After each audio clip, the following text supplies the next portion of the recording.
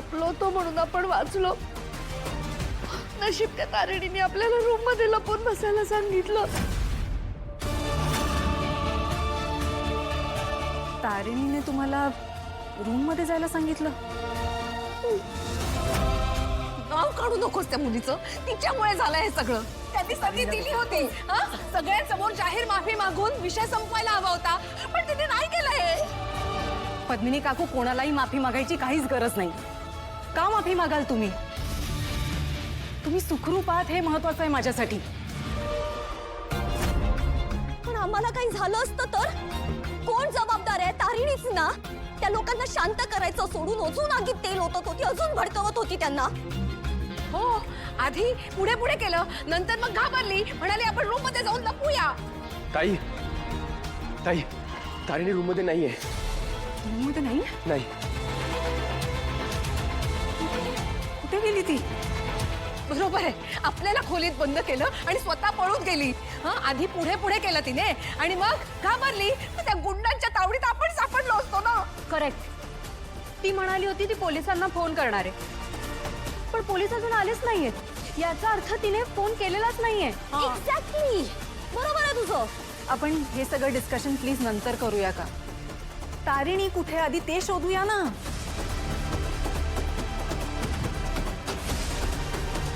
तारिणी इथे कुठेस तू? इथे कुठे?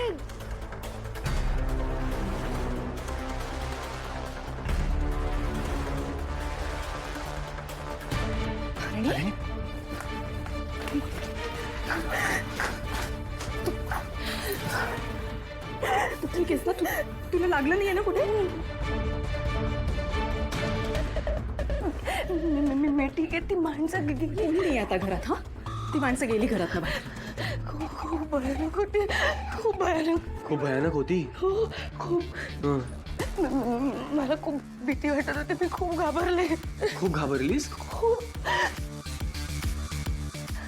पण मी काय नाही केलं हो पद्मिनी काकू. मी खरं सांगते, माझी काही चूक नाही. तारिणी, आम्हाला माहितीये तुझी काहीही चूक नाहीये. मी कमिशनर सरांना फोन करते आता. तू काळजी करू नको. म्हणजे पोलीस केलं? अरे पोलीस आले तर ते माझी चौकशी करतील आणि आपल्या घराबद्दल बातमी येईल का? तारिणी, तुझी चौकशी कोणीही करणार नाही आणि खांडेकरांचं नाव मध्ये येणार नाही. ही जबाबदारी माझी आहे. या घराची ही जी अवस्था केली आहे ना, हा फक्त ट्रेलर आहे. ऍक्शन मूवी अजून बाकी आहे. या घरातल्या प्रत्येकाला, या फॅमिलीतल्या प्रत्येकाला शोधून शोधून तो बदला घेणार आहे. आणि फक्त याच्यामुळे, हे फक्त याच्यामुळे होतं, या केदारमुळे.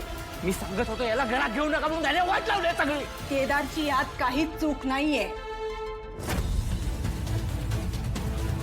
ताई, एवढं होऊन सुद्धा तुम्ही त्यांनाच सपोर्ट करताय. आज केदारने त्या इंटरव्ह्यू मध्ये त्या बापूराव साहेबांचा जो काही इन्सल्ट केला त्याचे परिणाम आपल्याला भोगावे लागणार आहेत. इथे आमची काय कंडिशन झाली आहे त्याचा एकदा तरी विचार करा. ताई, आज केदारने जे काही केलंय ना, त्यामुळे आम्हाला जीव गमवावा लागला असता. त्यात केदारची काहीही चूक नव्हती. त्यांनी तेच केलं जे मी त्याला करायला सांगितलं होतं. आणि एका चांगल्या पत्रकाराने सुद्धा तेच केलं असतं. केदार चुकला नाहीये. जर तुम्हाला ब्लेम करायचं असेल तर मला करा.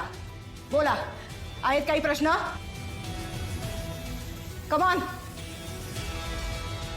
थँक्यू.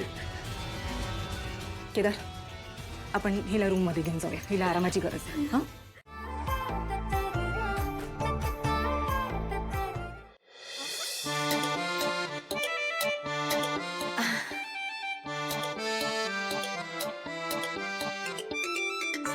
काय आहे हे सगळं? सरप्राईज द्यायला आलो होतो, पण मलाच मिळालं.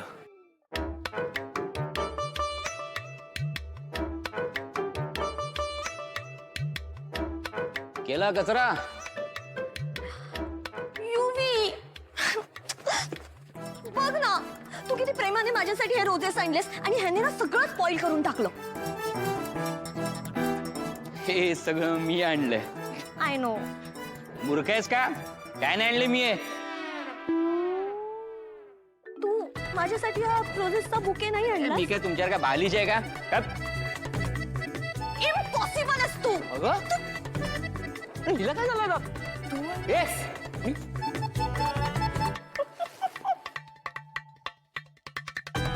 तू आणलंयस हो तू माझी सखी सावित्री तू माझी तूच सावित्री बोल बोल बोल सावित्री बोल नाचतोस काय बोल मी हे सगळं तुझ्यासाठी आणलं होतं पण त्या निशीने सगळं घेतलं आणि हे असं सगळं झालं यमक अजिबात जुळत नाहीये पण छान आहे ना आवडलं तुला हो काकू आवडलं आवडलं तुला हो आवडलं ना काकू आवडलं तिला आवडलं तारणी तुझ्या नवऱ्यासारखा नवरा मिळाला ना नशीब लागतो आणि तुझ्या नवऱ्याचं करावं तेवढं कौतुक कमीच आहे तुम्हाला माहितीये तुमचे काका मला लग्नानंतर पहिल्या वाढदिवसाला एवढे रोजेस घेऊन आले होते पण जस जसे लग्नाचे वाढदिवस वाढत गेले तस तसं प्रेम कमी कमी होत गेलं आणि आता तर साधं झेंडूचं फुल सुद्धा आणून देत नाही हा माणूस